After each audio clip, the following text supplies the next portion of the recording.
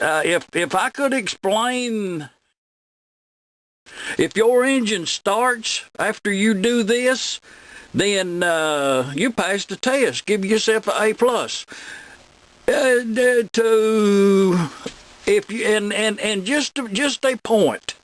If this is your set of points, if this is a set of points like what you have there on your workbench at the present time, identical to it, but you have not disassembled that set of points to the point of verifying that there is actually an insulating washer on these two bolts. If you have not verified that someone did not leave that insulating washer out, then a possibility you won't pass the test. A shop tip for today is sandpapering the points to a level condition. And you see this set of points right here. This is a good example right here. The fixed blade here and this movable blade up here, this one right here, y'all see that? That's what does the work. Okay, this movable blade and this fixed blade, when you're setting it up here on the bench to put it in there, then those are supposed to be parallel to each other just by eyesight. Don't be getting out no measuring tools on this right here, just eyesight. And the way you do that is you loosen up, and I've done did it, but you loosen up this lock nut here, and then you turn this points up or down. Usually when it reaches that level part, you'll have several threads on the bottom down here, right here. You'll have several threads in there. And that's parallel. But the reason I got them viced up here, and the shop tip for today is when you are sanding these points, and you take a piece of sandpaper about like this right here, and you just fold it over like that, and you run it through your points through yonder to just like that right there. You think, boy, I'm really doing some good. Well, actually you ain't, because this little fold right here is quite a bit thicker than the flat part over there. And if you keep doing that, you will sand off one edge of your points up there, and you want them to be as is a perfect of flatness. I'm talking about being plumb to each other. Then you do 2 strips of sandpaper, and that way you eliminate that fold over bulge. And then you put them right there between the points like that right there, a long, not a short piece, and you take a long stroke. Okay, now that right there, that's leveling the points, and you want to go into all directions that is possible for you to go in. And you just go like this right here and like this right here. Okay, and then once you, and I've done did that, and once you go through that right there, and you take them up out of there, and you look at them with the flashlight, look at them like that, straight head on this way.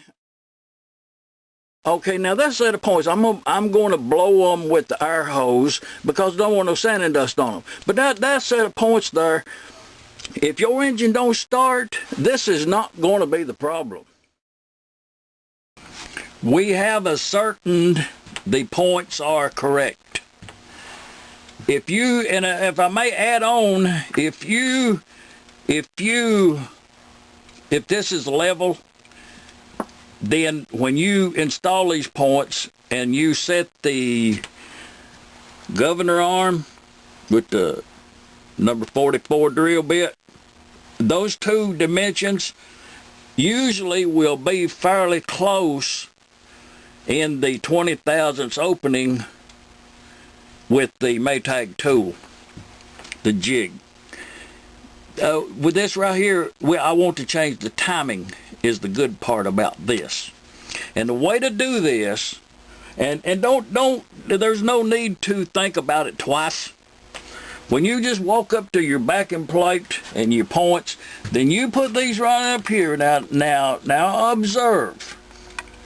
Use the 1/2 and 2/3 mesh. Now you see I've just got them right up yonder, and them 2 screw holes is exactly where this set of points needs to be factory. Okay, I want it to be a few degrees. I'm going to run it at slower RPM, so I need to go that way just that much, just a few thousandths. and you put the screw right up in yonder. Tighten it up, because you do not want these points to move. Okay, you tighten that up, it will hold it. This one up here is exactly where I want it. It's not moved. Sometimes this big washer can be, it don't go like to get up in there on account of that fixed. So you just work that right up in there, whatever it takes to get that right up in there. Well, we got her in there, but I felt that move a little bit, so I'm going to hold a little pressure on it while I tighten that up. That's good enough. Actually, it's not good enough. It's as good as it should be. Tighten up that screw, tighten up that screw. Nothing didn't move, so there is not any reason for a second look at that. Nothing moved. This is how easy it is to set these points. And you connect these two wires right here.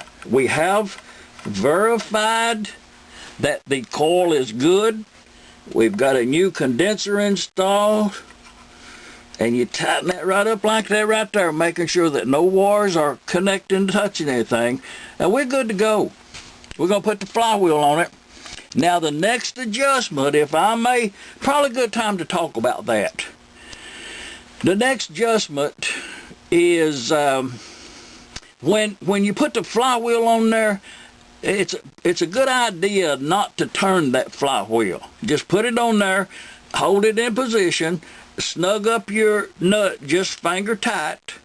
Take the flashlight, look down in the inspection hole as you turn the flywheel, and verify that you don't have anything making contact with this fixed pivot right here, or this working too much. Just verify it with the flashlight. It takes just a minute. You need to look down in there anyway, because once that turns around, you can actually look down in that hole. We're going to do it. You can look down in the hole with the flashlight in the flywheel, and you can see this point gap to